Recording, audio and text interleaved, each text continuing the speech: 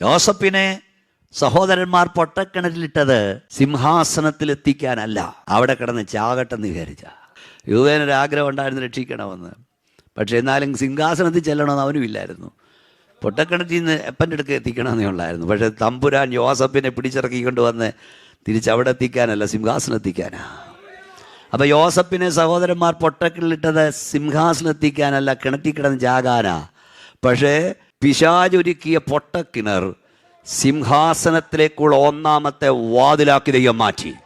നിനക്ക് വിരോധമായി, നിന്റെ തലമുറയ്ക്ക് വിരോധമായി, നിന്റെ ദർശനത്തിന് വിരോധമായി ദുഷ്ട പിശാചൊരുക്കുന്ന പൊട്ടക്കിണറുകൾ നിന്റെ ദർശന സമാപ്തിയുടെ ഒന്നാമത്തെ വാതിലാക്കി മാറ്റാൻ എൻ്റെ കർത്താവിന് കഴിയും.